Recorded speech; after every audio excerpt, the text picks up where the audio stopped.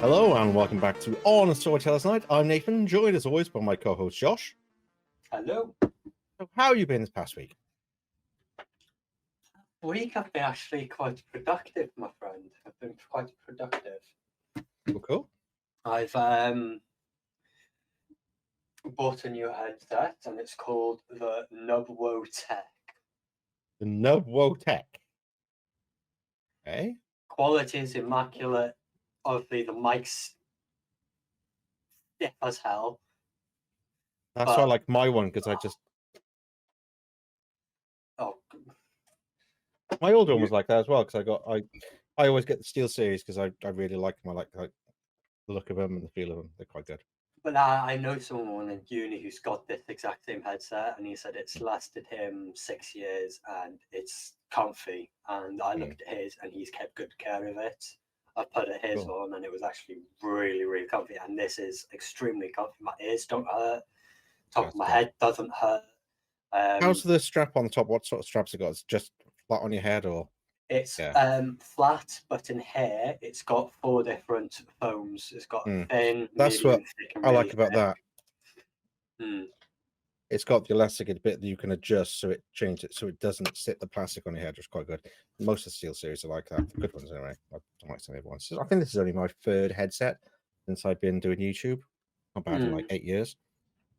It's this is my 3rd one as well, because I had a big bulkier one over COVID, which was a PC one, which Ellie has or had.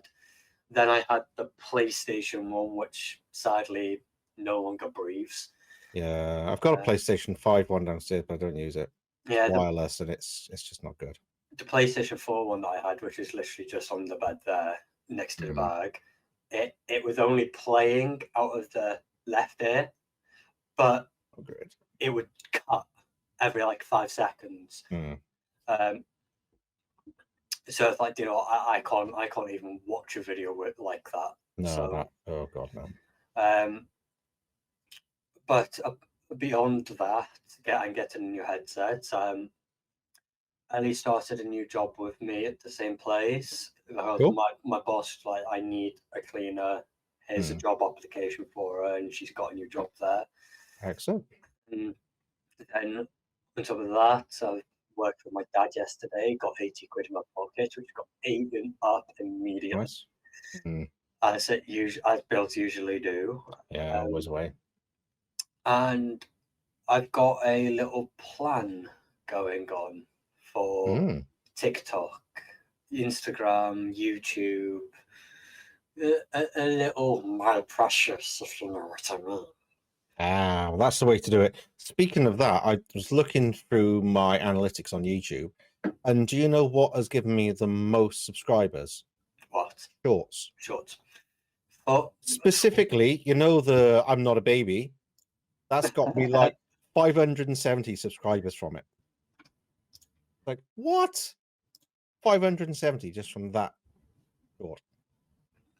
It's just like, it's insane. So I learned I need to do more shorts. I need to check mine. Yeah, go to the analytics and go to shorts. You'll see, and it should look at subscribers and stuff like that. How many views you've had, how many impressions, how many people have clicked on it, percentage of like people that have clicked on it from having impressions and all that. So I've had 0 subscribers from my shorts, but it's been the most shared and sent exteriorly. Yeah. So yeah, it says here all of my shorts have been combinedly shared 128 times. Cool. Which comes out to 14,000 shares, and not shares, but recommended. Cool. So obviously, the more liked or more shared a channel gets, the more it stands out. Exactly. That's the main thing. Oh, you'll be glad that you're not playing COD. I've been playing it. COD 7 is just, it's what I worried about it. I worried it would be too futuristic. When they started doing like the modern warfare and stuff like that, and the jetpacks and the exosuits and the robots, yeah, they've gone down that route as well. You get like a special ability, like a super jump. Yeah, and the super jump is so high you can jump up and use the wingsuit. I prefer Call of Duty where it's just you're grounded. You can't do anything. Six You're grounded. was good. 6 was in the Cold War. You know, the Black Ops always were like in the past. So you have the Cold War or the Vietnam War, and it made sense because you'd see like clips of like the president and stuff like that and be recognized. And this one, they've gone for the future. None of the characters are believable. The main bad guy is this woman who looks like weird and just all I don't know. She just doesn't look like a bad guy. And the campaign itself is stupid. One of the bosses is one of the characters is like giant size, and you can see the top half of him. Mason. Yeah, Mason.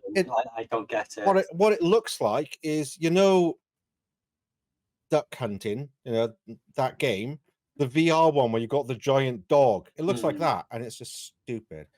But you know, it's online only, so you have to be connected to the internet to play the single player. It's geared for a 4-player, so you'll get people talking to you that aren't even there because you're by yourself, which is bizarre. You can't pause it. If you idle too long, it kicks you, and there's no checkpoints. This is campaign. No checkpoints, no pausing. You idle, it kicks you. Like, what were they thinking? See, I saw a trailer yesterday about it, and I'm still not entertained because I already read some parts of character involvements, and I've read Mason's character part, how he becomes big and whatnot. Like, that's not. No, it's not Mason. It was the other one. It was Michael Rooker's character. Michael Rooker's character is. But yeah, it's him. Yeah, it isn't Mason. No, Mason's the main character. Yeah. I know from Call of Duty Black Ops 1, but no. But Frank Woods and visiting his grave, like Frank Woods is dead. Like seriously. But yeah, that's amazing. Can't stand it. What about you? How's your week been? That's about the highlight of my week. All right, sweet. Other than that, work, YouTube, work. Call of Duty, yeah, let's play it on the day of release. And I streamed it for 2.5 hours, and it was just like, it wasn't engaging at all. The storyline was stupid. There's too much of the, poison gas makes you hallucinate and see demons and weird shit. It's that Call of Duty. And you're against robots all the time. Robots and weird demon things. And one of the first boss you go against is this guy you can't hurt. But what you have to do is grab this knife that's floating so you can call down a giant 20-foot knife to hit him from the sky. Nope. Like, that's the first boss you face. It's just like, not good. They've ruined it. Absolute piece of crap. Zombies are supposed to be good, but I'm not going to get around to doing multiplayer. I'm just finish the campaign at some point and then not play it again. So glad I didn't. Amen to that. Right, let's make a start. So I thought this week, rather than going with like tier lists and all the stuff that we've been doing lately, go for something slightly less visual and a little bit more cerebral. Okay. But not too bad. So premise of today, I remember what I was calling it. What was I calling it? Oh yeah. Does money ruin everything? Okay. So I've split in a few different sections, and then we can expand on that. So section 1 will be the big one for me that I think proves it: sports. Yes. So it's escalating. It's gone bad now. Salaries and ticket prices. So players earning like stupid amounts of money. But does it then make it better for the fans because of all the money, and is it higher skill, or does it just make it worse for the fans because they have to spend more money? Well, from a football fan, and with me being more of a nationalist football than club football, but I do have 2 clubs that I'm very big into, that being Manchester United and Wrexham. But money has ruined the sport that many people love. Say, recently, Liverpool bought a player called Florian Wirtz from Bayern Leverkusen in Germany for 100-something million. 10 years ago, 100 and something million could have gotten you 6 players. Now it's expected 100 million plus to be one good player, one decent player, and that's the price tag for most people, because these days the football pricing for really, really average or below average player is 20 to 40 million. That's still too much. Usually you could get an under average player for $1 million, less than that, a couple 100,000. And it's ruined. It's happening to WWE at the moment. Because 3 years ago, you could pay to go and watch WrestleMania for less than 50 grand. Now you're paying over 100 grand for the worst seat possible in a goddamn arena. Not a stadium, an arena. Yeah. And it's getting bad. There's this guy that I watch on YouTube named Santi Zap, and he made a very, very, very, very unbelievably good point. In the ruthless aggression era with Stone Cold Steve Austin, The Rock, The Undertaker, Kane, Shawn Michaels, Thugonomics, John Cena, that's not pricey. That was cheap tickets. You could go over for like £100 for 3 hours and enjoy yourself. It was the whole point. It's like football was always the people's game. Wrestling was the everyman sport. Anyone could go see wrestling. Take your kids to their first wrestling match, and it was all about everyday people being able to do it. But nobody can afford it now. You can't spend £2,000 on a ticket to go see something like that. It's like you can't.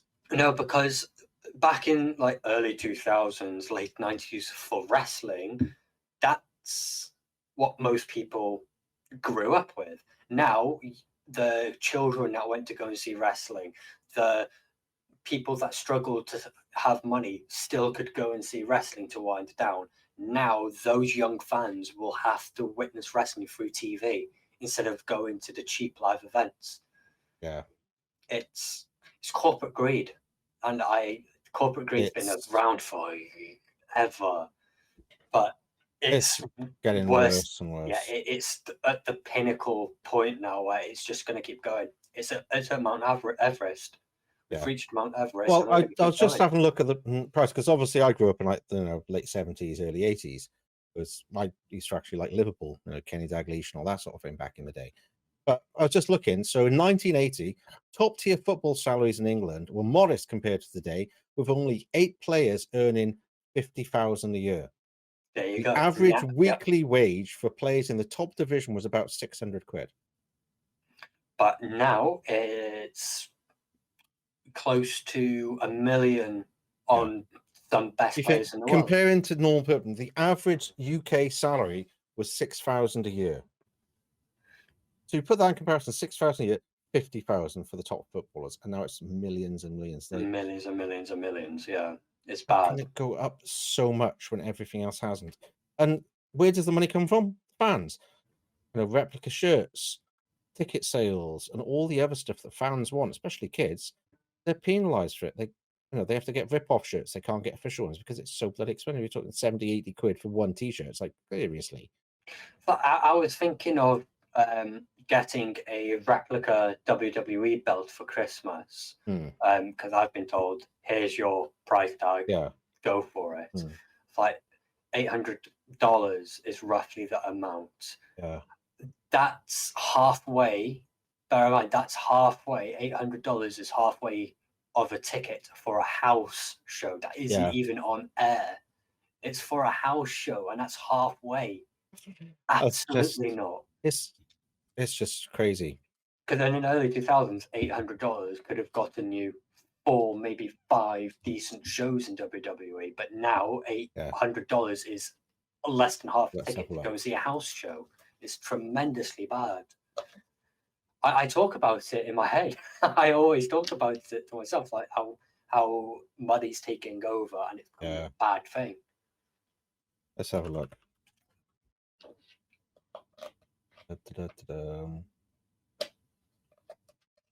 Right, in 1980, ticket prices for World Wrestling Federation, obviously WWF it was at the time, events at major venues range from approximately $4 to $12. There you go. And now it's thousands, like $12 for a front row seat back in the day. Here's something that I found not too long ago. I think it was about 5 weeks ago.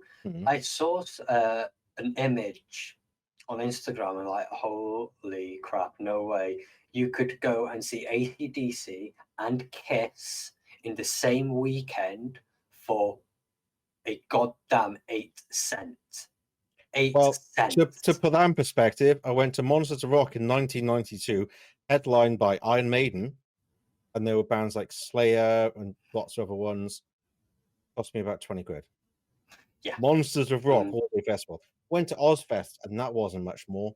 In 98, there was obviously Ozzy Osbourne, Black Sabbath, Foo Fighters, and loads of other bands, and that was probably like 30 quid. But now All-day it's event. 30 grand. It's just... But I got lucky with Linkin Park. I Yeah. didn't have to pay more than a grand total. I got very lucky. I paid 400 something for my first one, and then I paid That's still too much. 200, 300 for my second one. Although saying that, I think Pink was around 200. Pink was something like 200, that. yeah. But that was good. Then saying that, Michael Bublé didn't cost that much. His concert was absolutely bloody fantastic. He's so good live, really good. And Justin Hayward, he was only like 50 quid, and he's that's made my year.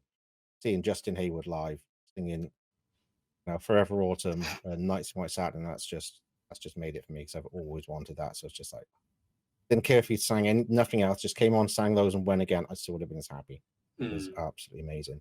But here's the question then: has the fan experience got better with the increase? So, has the fan experience gone up at the same level that the prices of tickets and everything else gone up? Is it a better experience, or is it just expense or expense? See, now this is where I talk to agree to disagree.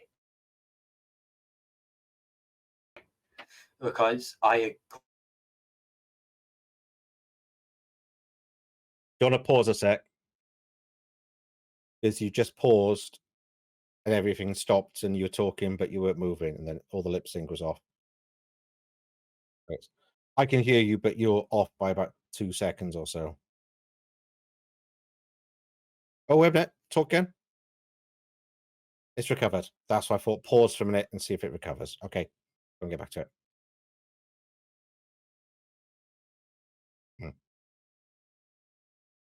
Has made the experience somewhat better.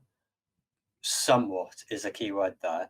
But it's also made it very worse because these days rich owners want to get a stake in a club, a rich owner wants to get a stake in a team, and then they always like, I want more money, corporate greed, I'll bump up the ticket prices. So one of the Lakers in NBA, in the NBA, they had a family of 4 attend for like 5 years, and all of a sudden they stopped attending, and the fans who knew them didn't know why. They came out and said to the news that it's just shot up, we can't afford it no more. So I agree, it makes it better, but there's so much more negatives than there are positives about it. Has so take football for instance, has the skill level and like the quality of the matches improved since say the 80s? Absolutely. Is the skill level jumped up by that amount? See, I wouldn't go. I would come earlier. I'd go like mid 90s to mid 2000s. That's the prime time for football, not American football, European football. That's the prime time. Football. Mid 90s to mid 2000s. That's perfect. Everything after that, from 2010 onwards, you saw the decline. But all of these technical advantages, yes, I'm happy about it because it makes it more reliable. VAR and everything else, VAR is a bit of a joke at times, but I do accept it. It makes it more reliable because we're going into the now. It's better than not having it. So yeah, as I was saying before it all went belly up, you look at the difference in like the 80s and so on. Players were there for the love of the sport. Kids would grow up going, I want to play for Man United, I want to play for this team, I want to play for that team. Now it's all about the money. And you look at the players themselves, they're not in it for the love of the game, they're just in it for the money, who's going to pay the most. Somebody brushes past them, they're rolling on the floor, complaining about their broken leg and everything else. It's like, nobody touched you, mate, stop being such a baby. It never used to be that way. Nope. And now it is all the time. because then they get paid so much money, but they want to do less and less work. It just disgusts me. See, I really, really do not want to pay attention to football, but because I've grown up being a football fan, I can't just simply pluck that out. I follow still, but it's all of this money, all of these fake injuries, all of these crying on the pitch when you get tapped by air.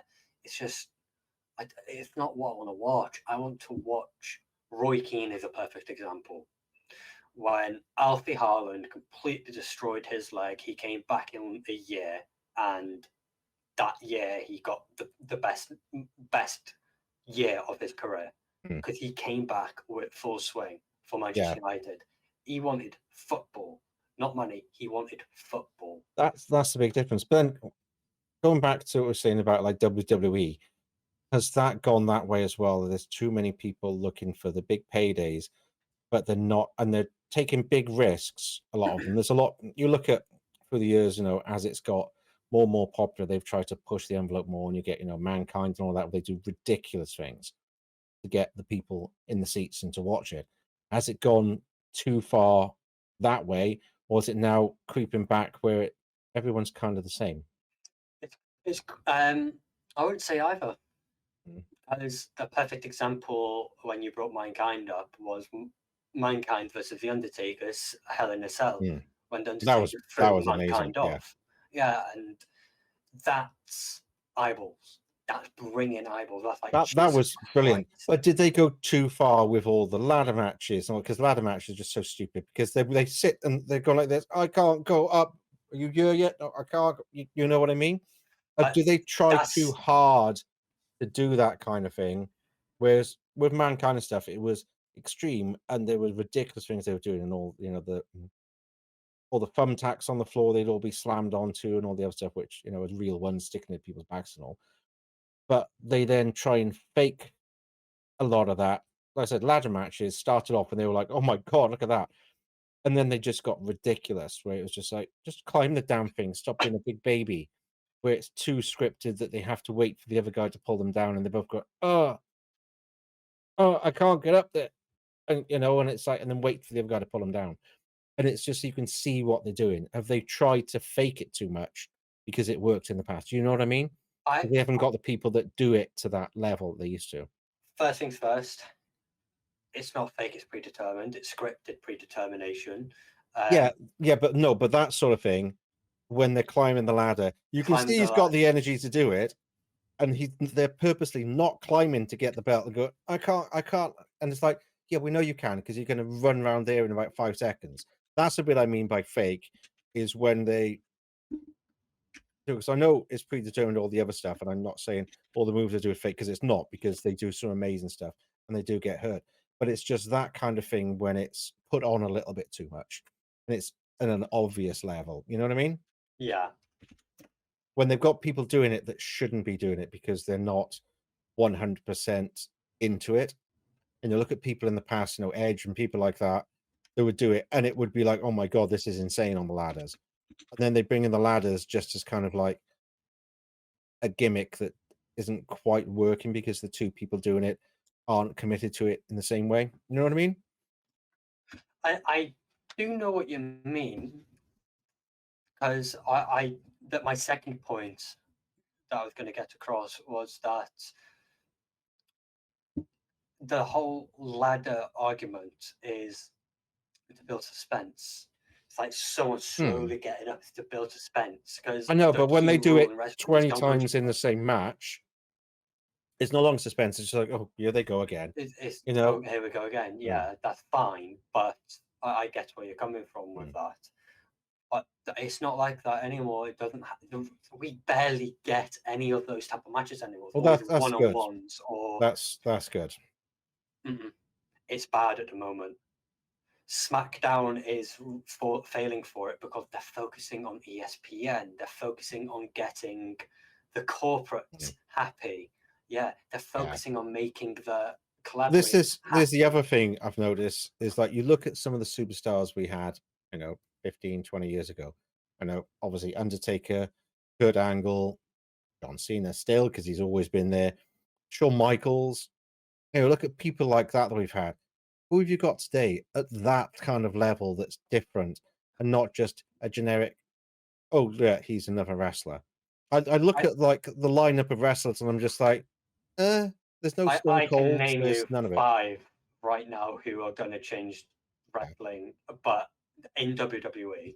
Hmm. But that's it. There's Yeah, only that's 5. what I mean. You look at like when I started watching the 80s, we had the $1 Million Man, Ted DiBiase. We had all these amazing people who were pioneers at the time. You look at them now, and some of it was a little bit slower and it wasn't as good. But you look at some of the technical wrestling and some of these people back in the day. Ted DiBiase was amazing. Bret Hart and all these kind of people. Mr. Perfect, brilliant, brilliant, brilliant people. But you look these days, and it's kind of like generic wrestlers, most of them.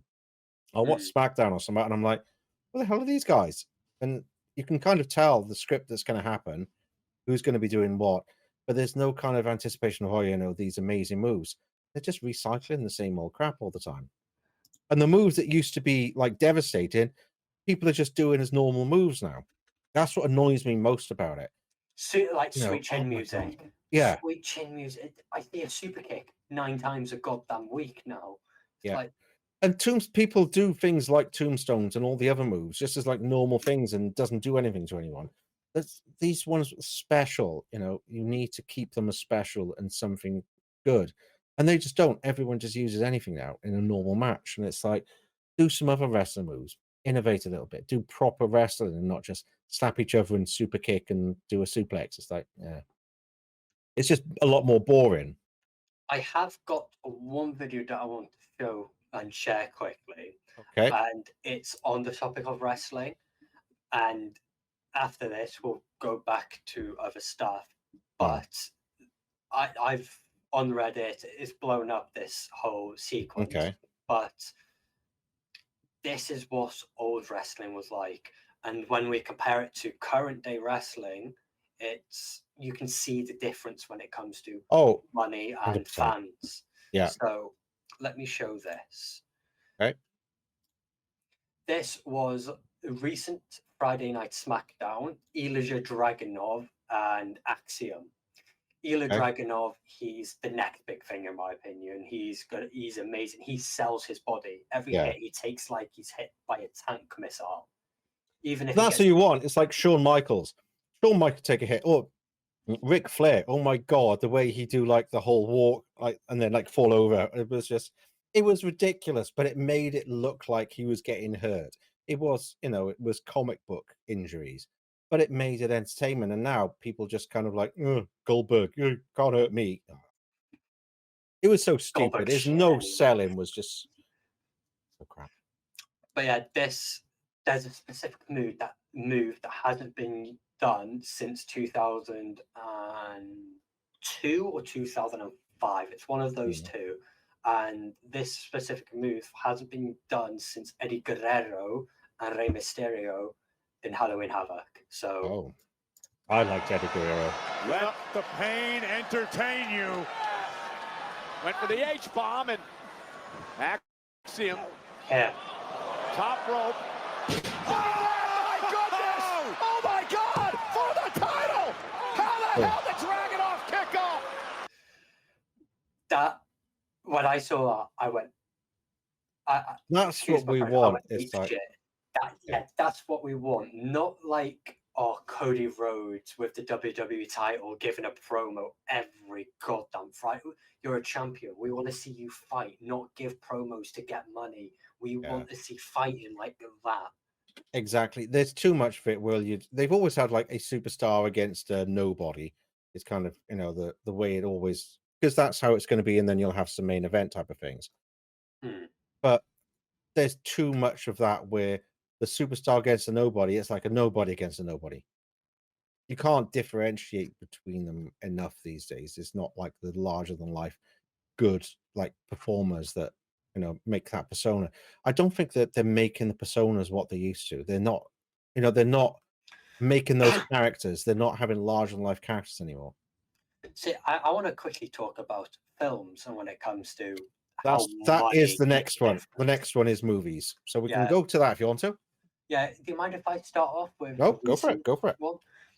I have recently been delving deep into the rabbit hole of the Predator Badlands and how it was made. Hmm.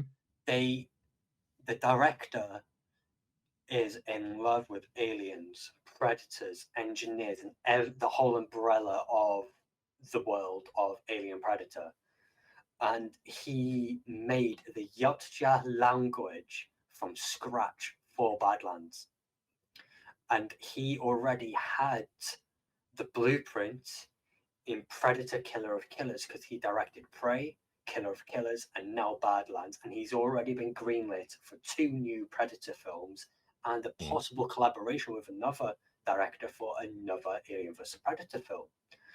But that is the completely different side of the spectrum because you've got directors that love what he's doing, that want to take pride and joy and perfect it as much as he can by even making a new language, for crying out loud, made the fans happy. But then you've got Alien. You're just getting Alien in this on the screen. Money.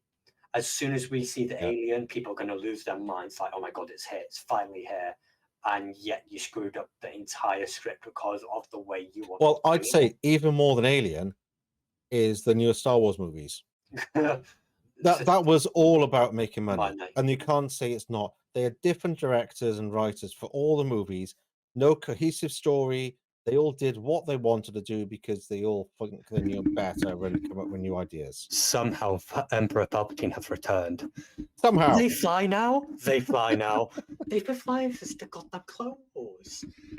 And not only that, but it's like, where the hell has Palpatine been hiding an entire armada of Star Destroyers? See, there's something that I found out ages ago, and I completely keep letting it lose my mind. The filler on how Palpatine returned within a goddamn comic. A comic that is 30 pages long.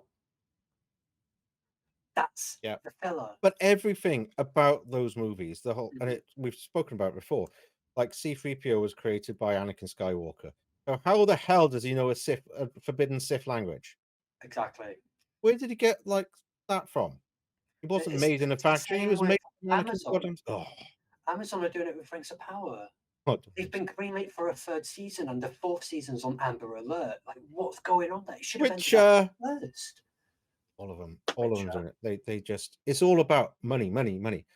You look at a lot of movies, like you look at, days gone by, there were a lot more independent movies, a lot more small budget movies that then became big, and then they try and spend more money. It's like, you've got all this money, make it better. And like, no.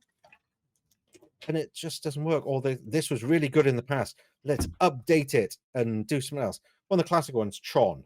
Tron is one of my all-time favorite movies. The new Tron Legacy was a bit wishy-washy. And then it got Tron. And now they got Tron Ares with great Jared Leto, the killer of as many different bloody franchises as he possibly can. Like, and he wanted to make the movie because he wanted to be in it and he wanted to be a star in it. That's not a reason to make a movie. The reason to make a movie is because you have a good goddamn story. Sometimes I think, how the hell does Jared Leto have an Oscar?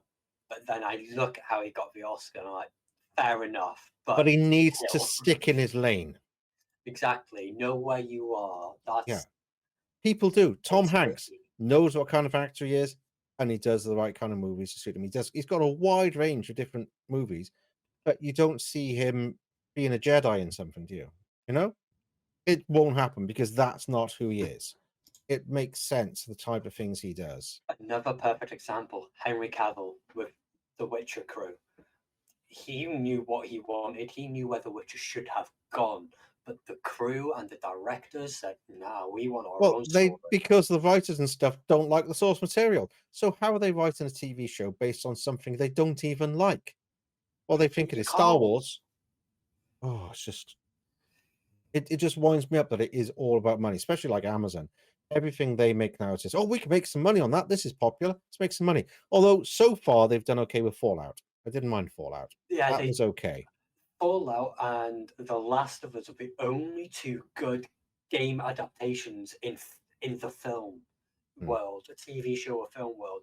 We've seen it with Halo, bomb. What's the first one I'm going to do? Take my helmet off.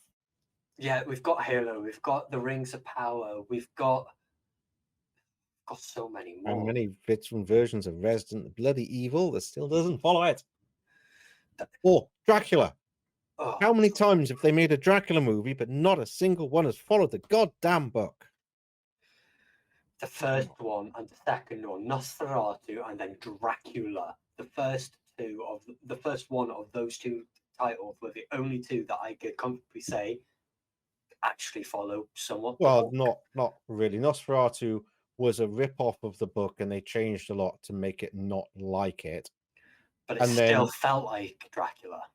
To a little Extent, bit, to a certain little extent, bit yes, of it. I will say But then that. most of the Dracula movies are based on Nosferatu and not Dracula,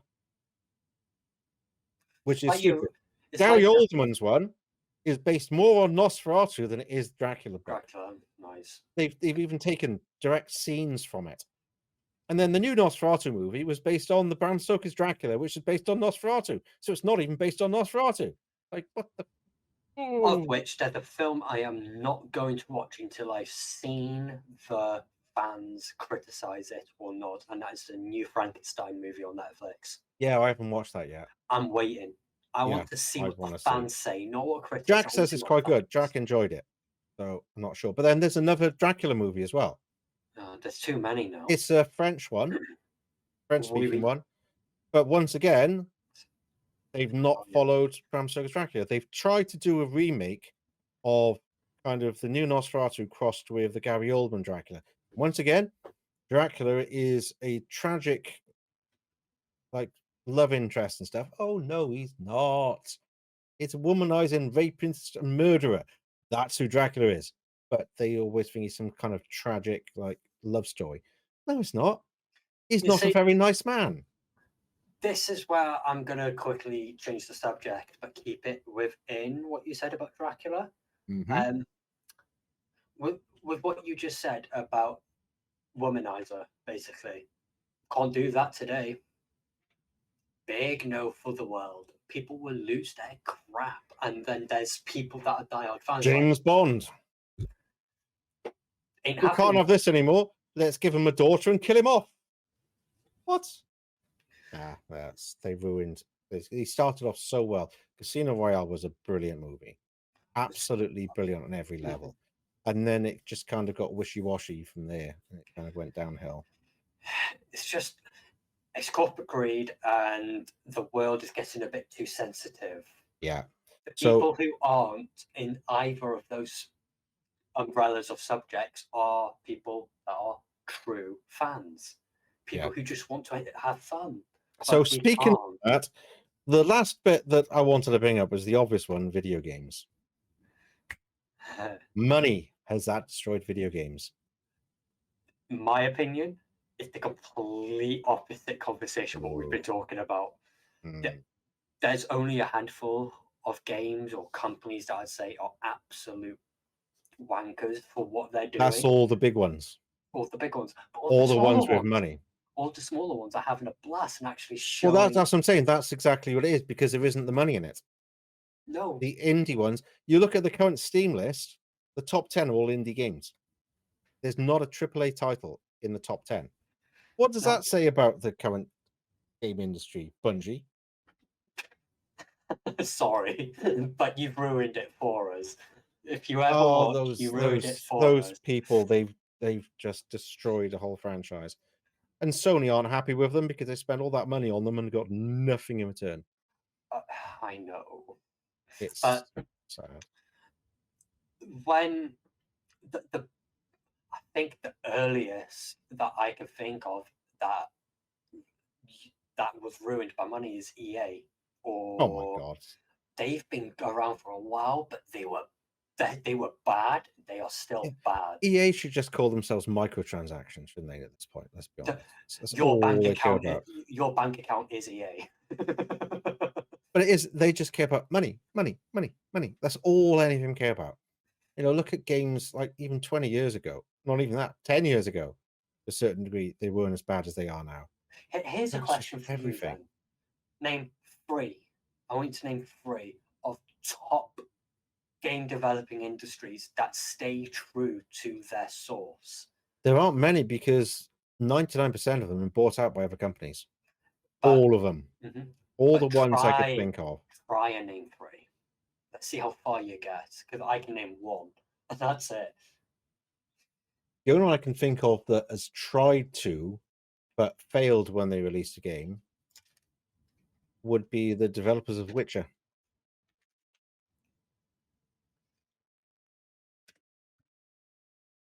Because they're still a relatively small company. They're not the best company in the world, and some of their practices have not been good.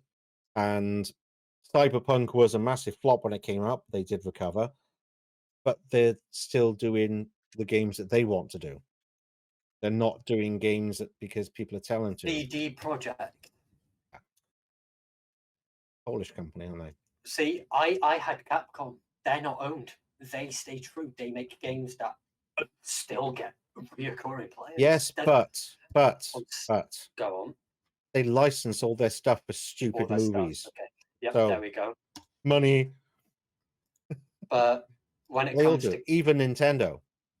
You know, they It- license stuff out to people. when for it big crap. comes to gaming, though, CG Projekt, Atari, and Capcom are the main 3 that are staying true. Because Atari, they were co-publishers here. They were co-publishers Hmm. with CD Projekt for The Witcher and their game trilogy, and the 4th one. The Capcom, they have Resident Evil, they have Street Fighter. They enhance their games every year to try and make sure that the fans enjoy their true identity. And Atari, But then you look at Street Fighter and how much is that? There's so many new versions of Street Fighter, but it's the same game. Yeah. They add a couple of characters. It's almost like FIFA, but fighting.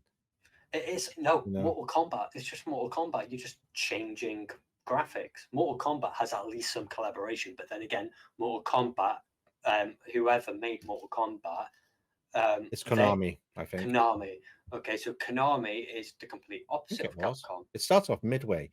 I think it might be. I can't remember if it's Konami or not. I think it was Midway originally. Well, there's so many companies, isn't it? Is it Konami now? I can't remember. It was Midway originally. Midway is the main developer still. I don't know. Yeah. Midway are the still main developers They of Mortal Kombat. Hmm. But when we talk about like Mortal Kombat, the game of Mortal Kombat and Street Fighter, Mortal Kombat collaborates because they want money. They're collaborating with Yeah, DC. They're collaborating with. but a lot of the time, a Amazon. lot of the stuff then doesn't make sense. You see some of the characters, and it's like, yeah, but that doesn't make sense for that character. Peacemaker against Scorpion. What? But there's just some weird moves and stuff, and it's like, and they've got the Terminator, and they have the Predator, and it's like that'll be cool. Then you just think, oh, Huh? that don't make any sense. Did I wake up on the wrong side of the bed, or? Yeah. But But then saying that, Street Fighter versus Marvel, you know, they've done that. Mhm. You know, because Capcom did all the Marvel fighting games, which was Street Fighter with a different skin, really, See, wasn't it? I don't mind Fortnite, but Hmm. it's the whole collaboration thing that gets on my mind. It's a good idea because it is bringing. It's like the new Simpson one looks amazing. You know, when they do it, they do it all out. Although having an AI Darth Vader was not the brightest idea they ever had. Let's be honest. There's worse, in my opinion. For example, Halloween's just gone by. Yeah, For I a know. Peggy 7 certificate game, they had slashers, they've had horror, they had horror films that traditionally have sex and violence. They had inside of Art their the films. Clown, for God's sake. Yeah, and they're Clown. selling that source to kids. Yeah. That's wrong, Yes. and that's money. Well, That's all Epic Games. the do. only skin I think I've actually got in Fortnite is John Wick. I Just only had have to. I only buy skins that actually mean a lot to me. Like Hmm. I bought Daft Punk skins. I Hmm. bought the Xenomorph skin. I bought the Bruno Mars skin. That I always buy something like on Fortnite or games like that where it's you can see visualizable customization that completely Well, it's changed. like Destiny. I've always bought cosmetics on that and Yeah, we paid for both silver have. because we played the game so much. It was nice to be able to customize your character. But now the game's a pile of shit, so we don't play anymore. But No, it's one of those things where microtransactions made sense because, like with GTA, I don't mind if there's something I really, really needed. I'd buy a shark card because I've been playing that game for years. I've got probably 500 hours at the moment in GTA 5 it's on called PS5. loyalty. It's called loyalty, and if the They're still company is developing it. I've Yeah. paid one fee. They're still making for it. So it's like, I'll give you a bit of money for that. I would for No Man's Sky, but there's no way to give them more money. Oh. I bought the game. I can't spend any more money on it. I keep playing it. They keep updating it. It's that No Man's Sky, Hello Games they're one of those small ones that have made it big. They are amazing as a developer. Yet when No Man's Sky first came out, it was an crap. absolute crock of shit. It didn't do any of the things they promised because they rushed it through. But fair play, they have done so much to that goddamn game. They've had collaborations. They've done so much to it. It's just an amazing, immersive world, and it keeps getting better. And with a new one, Light No Fire, coming out, because what they're doing a lot with No Man's Sky is testing things ready for Light No Fire. So they know it all works. Rather than releasing a game that doesn't work, they're testing everything first in No Man's Sky. And then when they're ready, they release the new game. And I can't fault them for it. I'd pay money for that. Right. Oh, God. Hello Games started as a 6-team person for No Man's Sky. They now have exactly 75 workers only, and they're still producing a AAA game like that with 76 people. Yeah. That is not money. That is love. It's love for it. Fans. That's why Sean Murray, who runs it, he's always communicates with the community. He's always cryptic as well. He'll always tweet out just one little emoji and that's it. And it's like, oh, there's an update coming. And everyone will then be trying to figure out what the emoji means. Because it won't necessarily be the name of it, but it'll be something to do with it that makes sense. Yeah. Like he had a picture of a door and everyone the portals is what it's called, breach. So it was to do with doors, but not in a direct way, and nobody knew quite what it was. But he does that, and it then gets all the community thinking, "Oh, what is it? What is it?" And they've done so much with those chips that you can customize how you want. At least he ain't spending your money on cars. Yes. Look at you, Pete. Cars, garage. Yeah. He's not. He's putting the money back into it, and they're still developing a new game and developing the current game. They're not charging anyone any more money. They released it in VR. Didn't charge any more money. No, exactly. It's completely free. PS5 enhanced. Didn't charge any more money. They made it. That Hello Games is the definition of the opposite of what we're talking about. They made it for the fans. They know they screwed up. They got together, they fixed it, and they are choosing carefully and wisely who they have in their team. From 6 people to 75, 76 people. Yeah. How long has No Man's Sky been out now? A long time. Almost 10 years. Yeah, almost a decade. And they're still under 100 key workers there. Yeah.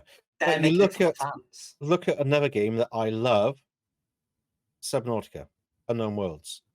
They sold out to Krafton a while ago. And there's a lot of problems now with the game and the development. It is still hopefully going to be released in the beginning of the year on early access, but it should have been early access by now. But there was a lot of internal turmoil. We said that, and it was just ridiculous because it's a big company that owns them, and it's the bottom line for them. But luckily, they've still got people that care about it and want it to succeed. So we'll just have to see how that one goes. I'm not sure yet. But a lot of people are avoiding the company now and avoiding the game because of what's happened. But it would have been nice if they just stayed a little company, but they wanted the investment so that they could develop more and bigger and better and get the stuff that they wanted to develop out of it. So you see, it's just when we start talking about companies that sold out, Bungie is a big example.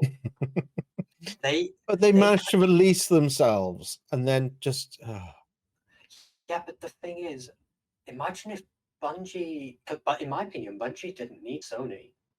Sony didn't need Bungie. Bungie did need Sony. They were going to go under without it. Well, Actually, now that you say that, you literally just opened the floodgates of my memory. So ignore what I just said.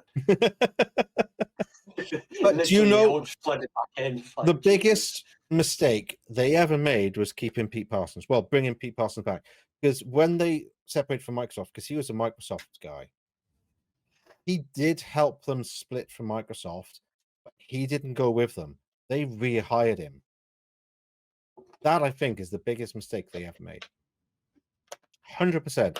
It's him that has caused the problems because he's a money man, and he was good at that side of it. Don't get me wrong. He was good at getting the money. He's the one that got the Sony deal and everything else. He's the one that got them away from Microsoft. He did all of that, but he was doing it for himself, not for the good of the game. He's not a game person. He's a money person.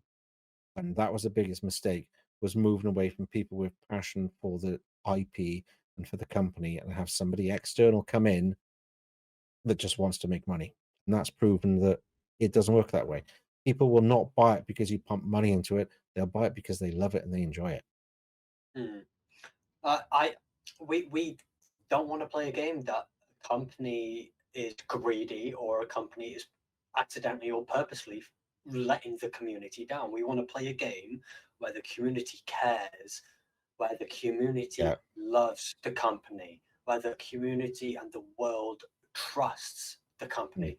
Rockstar. People are trusting the product. There's actually not been a lot of flashback by the fans. But there's been a little bit with some of the layoffs and stuff they've had recently. There's been a bit of backlash on that, but not to the same sort of level. Not for GTA 6. People are actually starting to accept, because it was my big problem when they started delaying it. Me against the people got calm down, people, let them cook, let them take their time. We don't want a half-assed game that doesn't work. We don't want Cyberpunk again. I will admit, I bought Cyberpunk the day it got announced. 50 quid went down the drain that day. But now that it's been put up back to the top of what it should have been, they did a No Man's Sky, but they were expected to do better than No Man's Sky. Yeah, exactly. But here we are now, where they're like cut from the same cloth. They screwed up. They took time off, developed it. They released little bit by little bit. Well, hopefully learn from that, ready for the next Witcher game.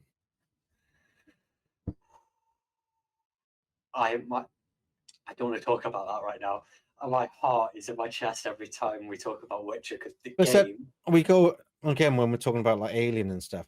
How many genuinely good Alien games have there been, if you don't count Alien Isolation? Two. Not too many. I did enjoy Colonial Marines, I must admit. And the original Alien versus Predator. Alien versus. The original game was groundbreaking when it came out. So good. Yes. So I believe we're on about. No, because it's the Xbox 360 one. No, the original PC one before the Xbox. One. Yeah. Before the Xbox even existed. Alien versus Predator.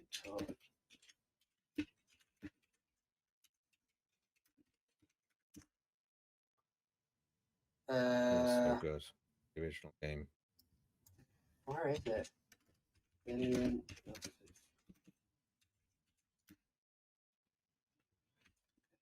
Look at AVP Gold.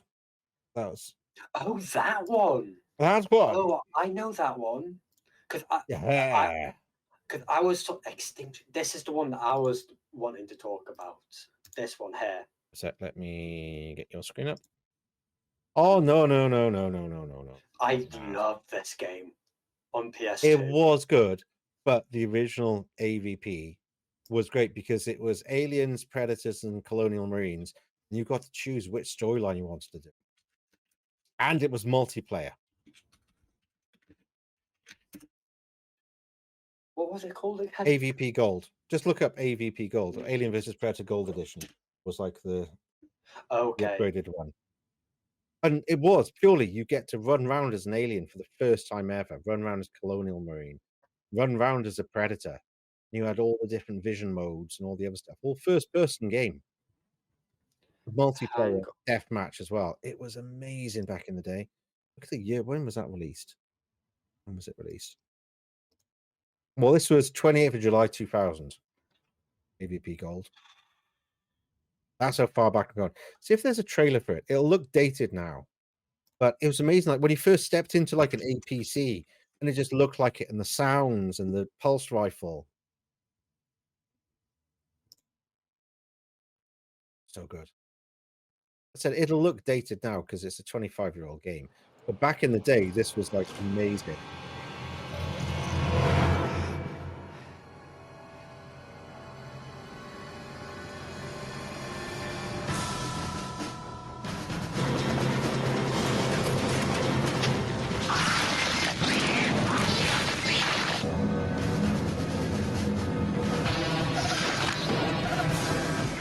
Oh, that noise.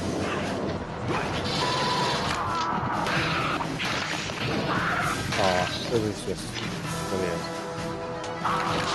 I said it is dated now, very, but it was just so good. But like when you started up as the alien, you had to break out the egg and run around as a face hugger, and you had to implant somebody, and then you had to break out as a chest burster and eat so many things to become a full-blown alien.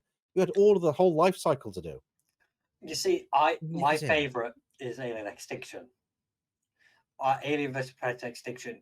You had 3 campaigns. You had the Marine. You had It's Predator, it's the Alien. more real-time strategy game, isn't it, where you have to build bases and Yeah, it's a lot like it's Command and Conquer, Red Dark Alert, and Descent, all that. like Alien Dark Mm. Descent, the game that I played to completion. I love tabletop's my jam. And Yeah. when I saw AVP Extinction, and my dad told me about it on PlayStation 2, he showed me the hard copy that he had, and it came with its own specialized memory card, Mm. and it was facehugger on the side of the memory card, and you switch it over, and it had the Predator helmet, but Cool. it was like 3D, and you put your thumb over it, you could feel the Predator helmet. You put it in, it came up onto PlayStation 2, but you could hear pulse rifles shooting. So it had all 3 campaign characters Yeah. inside the goddamn memory card. And when Alien Dark Descent came out, mind blew up because Alien Fireteam was shit. Told you. So Alien Isolation, Extinction, and Gold. They're the only 3. AVP Gold, you would have loved it back in the day. You would have absolutely loved it. The fact that you could just be any of those characters and do a whole campaign or Would it multiplayer. It was be so on good. Steam now, or is it like long gone? Well, it's from 2000, so possibly, but it will be a bit dated now. You can still buy it on like Amazon on disc. Oh, For Windows 98 and Windows 95, whether it'll work on a modern machine is obviously debatable. Should do in compatibility mode. I've probably got it somewhere. Mind you, we're talking about stuff like that. Somehow we're still playing Resident Evil 1, 2, 3 and Metal Gear Solid 1, 2, and 3 on PlayStation fucking 5. So I know. Alien vs Predator Classic 2000. Available on Steam. is it? For £4.29. Nave? Yep. You said it had multiplayer, did you not? It was whether you can. It was like deathmatch, not multiplayer campaign. You could just run around, one of you as a predator, one as an alien, and that sort of thing. But yeah, you might have to look at that. Yeah, it's the same trailer you just watched as well. Yeah, it's £4.29. I might actually get that and do a bit of a series on it. I think you'll enjoy it. It is dated now, but it was so good. It's like when you're the alien, you have like an enhanced vision mode as well, which was like really weird. But you could run along the walls. It was weird because it's the first game where you could actually run along walls and stuff, and jump and run along the ceiling. Never did that in any. Yeah, but starting off as a face hugger was brilliant. Or was it AVP2? Was there an AVP2? Alien vs Predator Classic 2004 29. Wow, that's going into my basket.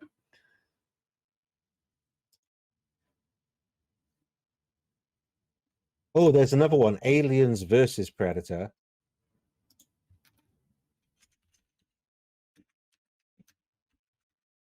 which is a bit newer. That's 2010. Oh, that one, yeah. That Hmm. because when I was going through Google, I saw two images that looked vaguely familiar, and it's from that game that I Yeah. brought up first because I played that game. I really enjoyed that game. It was good. The Marine campaign was a little bit too hard, even on easy. Yeah, it's like I said earlier, playing Colonial Marines is quite good. I enjoyed that. Colonial Marines was good. It was just purely just the Marines campaign. But we should probably Ended wrap it up yeah. because we've been talking for probably 2 hours or whatever now. And it's You chose a very good debate. This was what I thought it'd be a good one rather than doing tier lists. We've done a lot of kind of visual stuff, so I thought let's just talk. take it back a little bit and chat shit about something that we both have a passion for. Gaming and films, TV shows, sports, entertainment. It's just brilliant. Sorry for the sound. Oh, never stop. See, I shouldn't look at Steam because there's an update on my newest passion game that I've been playing constantly. Oh my god! Sorry, it's that Outbreak Island. Mm-hmm. They've just done another update, which adds torch. They didn't really have a flashlight before, and there's like automatic sprinkler system as well for the garden, so you can grow crops without having to use a bucket for water. Oh, it looks like they might have done some other stuff because I've completed that as far as the game been built. I don't think they've added anything new on it yet, but I love the game. It's been so good. It's Vane is the one I want to play multiplayer. I don't know if your PC will be able to do it. It might be able to. Think of it a bit like 7 Days to Die, but a little bit more kind of open world and just normal survival type of thing with zombies. Yeah. And you can just like steal cars. You don't have to build everything. You can just walk up to a car, break into it, and hotwire it and just drive it. Just a quick one. So good. I'm on Twitch at the moment. Dato's got 587 on Destiny 2. Oh. 587. Aztec Ross is at 2.4 thousand on a completely different. I was watching Azcross the other day, and he was having a look at his clan to see his fire team, and all he found was himself and Fallout. Like people like that was like just all content creators, and that was it. Nobody else on the game at all.